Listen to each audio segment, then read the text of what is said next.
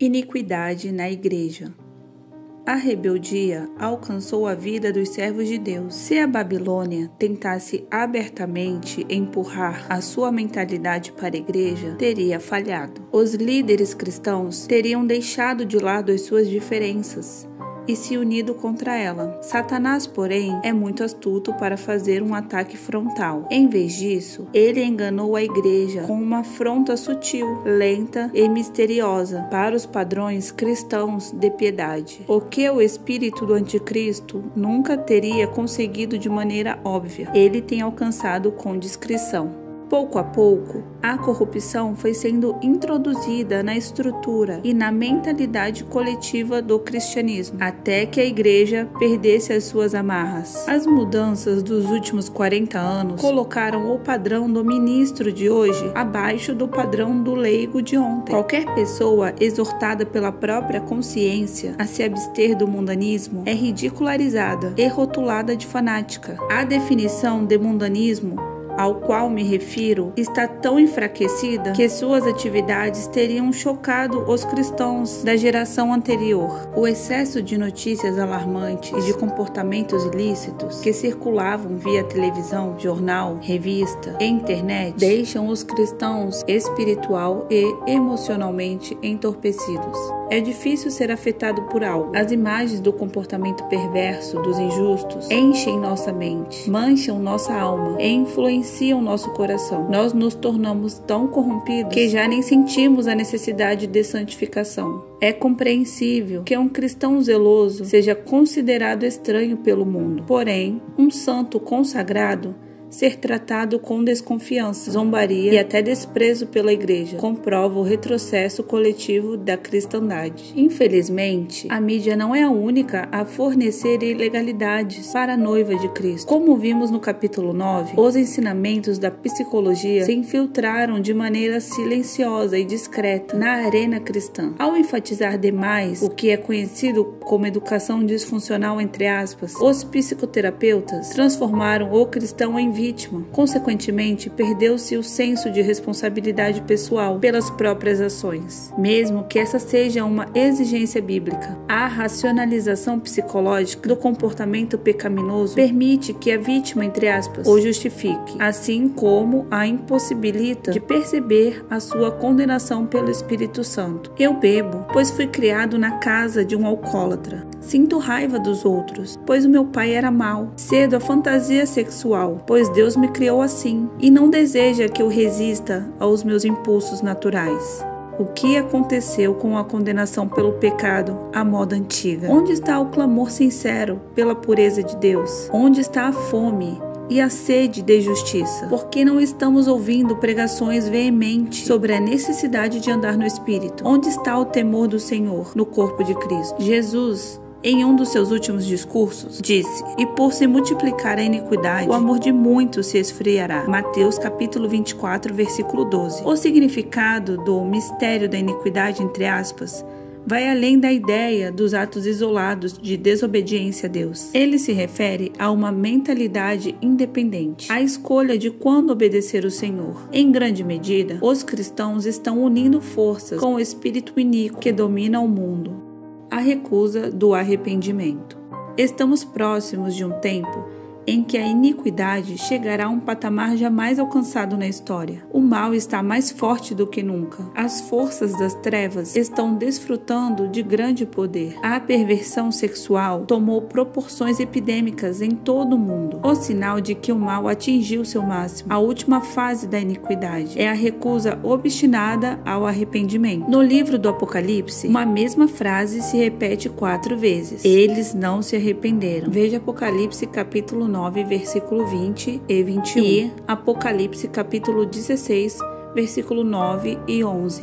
Você se lembra das primeiras palavras de João Batista e de Jesus ao iniciarem seus respectivos ministérios? Arrependei-vos, pois é chegado o reino dos céus. Mateus capítulo 3, versículo 2 e Mateus capítulo 4, versículo 17. O reino havia chegado, pois o rei estava presente. O comportamento adequado à presença do rei é a humilde reverência. Ele é o rei. Nós somos os súditos que se prostram diante dele. Os melhores passos a dar são a confissão de pecados, o arrependimento e a fé na misericórdia do rei. Qualquer oposição à vontade do soberano logo terá fim. Se assim foi a preparação para a primeira vinda de Cristo, devemos nos preparar para a sua segunda vinda da mesma maneira.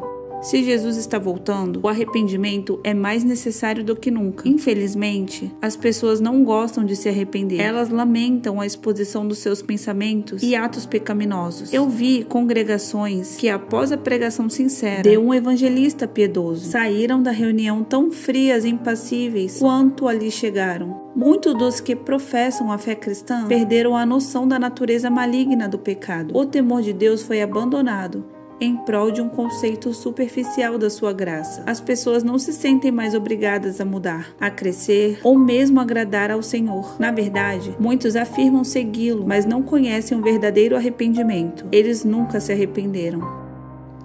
A genuína conversão. Em dias de liberdades civis, é difícil compreender a vida sob a autoridade de um rei nos tempos bíblicos. Ele era um ditador com o controle absoluto sobre cada pessoa do reino. Os grandes noticiários não verificaram se isso era justo. Os tribunais não contestaram a legalidade da situação. Não havia passeata de protesto fora do palácio. A autoridade do rei era simplesmente aceita pelos súditos como parte da vida. Ninguém pensava em questioná-la. Às vezes, um rei decidia invadir o domínio de outro. Ele sabia que se ganhasse a batalha, todos os habitantes daquelas terras se tornariam seus súditos, incluindo o próprio rei. Um monarca do Antigo Testamento vangloriou-se. 70 reis, com os dedos polegares das mãos e dos pés cortados, apanhavam as migalhas debaixo da minha mesa. Juízes capítulo 1, versículo 7. Quando Nabucodonosor capturou Jerusalém pela segunda vez, matou os filhos do rei Zedequias diante dele, arrancou-lhe os olhos e mandou que aquele homem destruído seguisse acorrentado para a Babilônia. Ao decidir atacar o reino do norte de Israel, Ben-Hadad, o poderoso rei da Síria, enviou a seguinte mensagem a Acabe: a sua prata e o seu ouro são meus, e o melhor das suas mulheres e filhos também.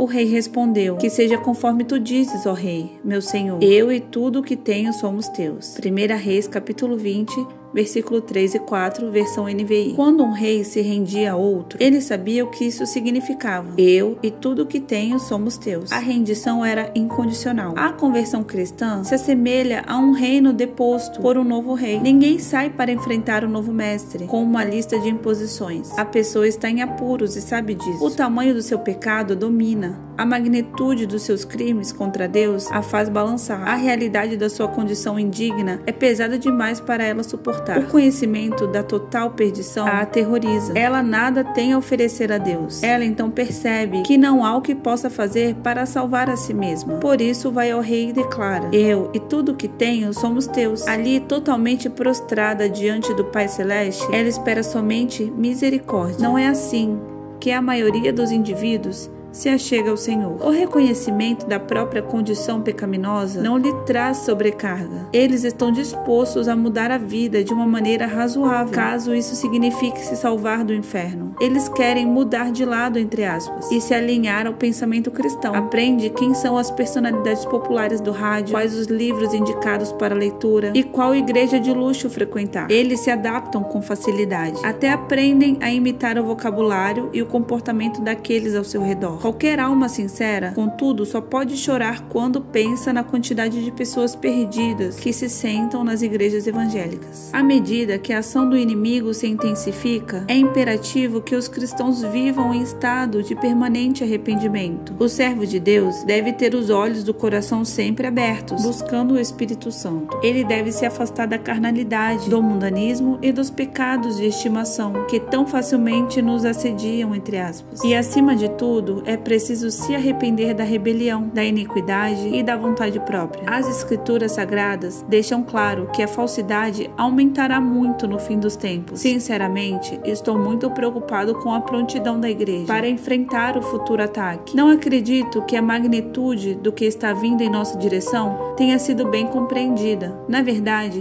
acredito que a maioria dos que dizem seguidores de Cristo estão correndo o risco de desaparecer na maior enxurrada de engano jamais vista pela humanidade.